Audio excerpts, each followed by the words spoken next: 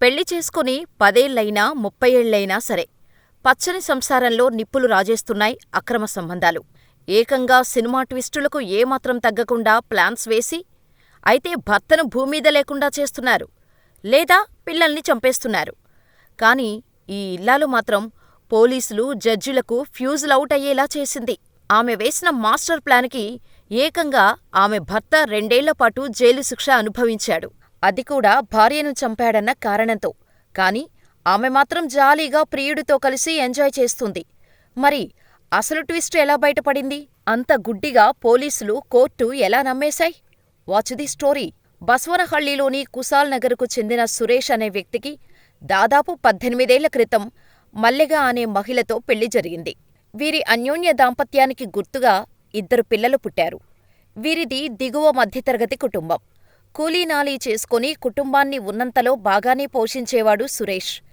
పిల్లలను స్కూలుకు పంపించాక మల్లిగ కూడా ఇంటికి దగ్గర్లో ఉండే పనులకు వెళ్ళేది. పిల్లలు స్కూల్ నుంచి వచ్చేసే టైంకి ఇంటి దగ్గర ఉండేది. ఇదిలా ఉండగా అప్పుడప్పుడు సురేష్, మల్లిగ మధ్య చిన్న చిన్న మనస్పర్ధలు రావటం ప్రతి ఇంట్లో ఉన్నట్టే జరిగేది. వారింట్లో కూడా గొడవలు జరిగి 2-3 రోజుల తర్వాత సద్దుమణిగేవి. ఇదిలా ఉండగా మల్లిగ 2020లో అకస్మాత్తుగా కనిపించకుండా పోయింది. మొదట ఎక్కడైనా కూలీపనికి వెళ్ళింది, లేటవుతుందేమో అనుకొని ఇంటికి వచ్చిన సురేష్ పిల్లలకు వండిపెట్టి అన్నం తినిపించేసి పడుకున్నాడు.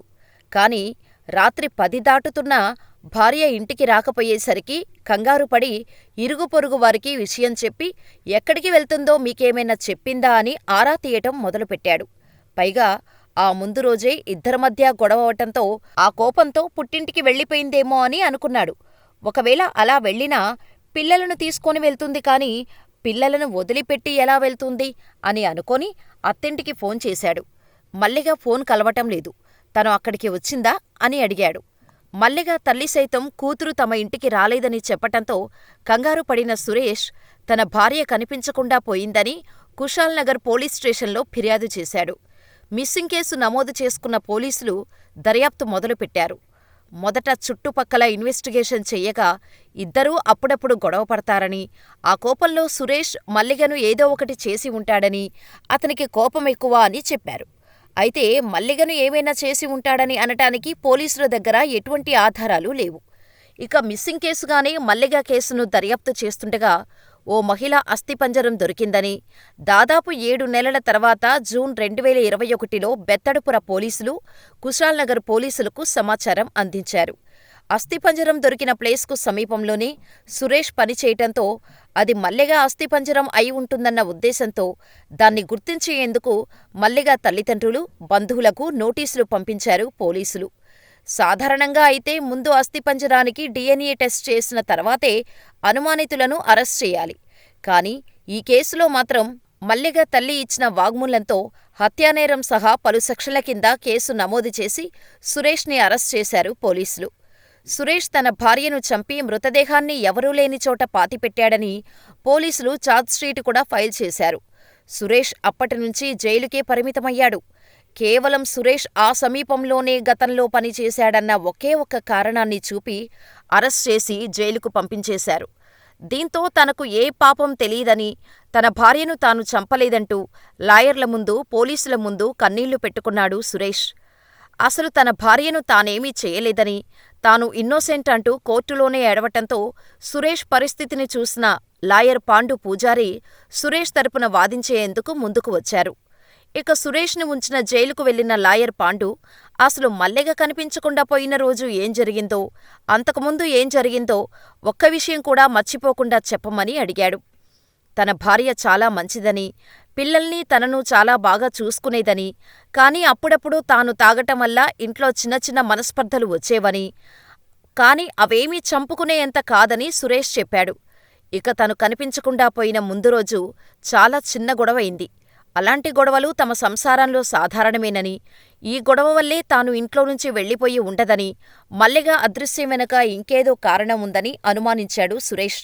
దీంతో లాయర్ పాండు తన క్లయింట్ ఇన్నోసెంట్ అని, దొరికిన అస్థిపంజరానికి DNA టెస్ట్ చేయాలని, దాంతోపాటు సురేష్కి బెయిల్ ఇవ్వాలంటూ కర్ణాటక హైకోర్టులో పిటిషన్ వేశారు పాండు. దీంతో అసలు DNA టెస్ట్ చేయకుండా హత్య చేసింది అతనే అంటూ సురేష్ని ఎలా అరెస్ట్ చేశారని, టెస్టు రిపోర్టులు రాకముందే పోలీసులు ఛార్జిషీటు ఎలా ఫైల్ చేశారంటూ హైకోర్టు ప్రశ్నించింది. గత 2 ఏళ్లుగా ఈ కేసులో బెయిల్ రాకుండా ఉన్న సురేష్కు బెయిల్ మంజూరు చేసిన హైకోర్టు అస్థిపంజరానికి DNA టెస్టు చేయించాలని ఆదేశించింది పోలీసులను.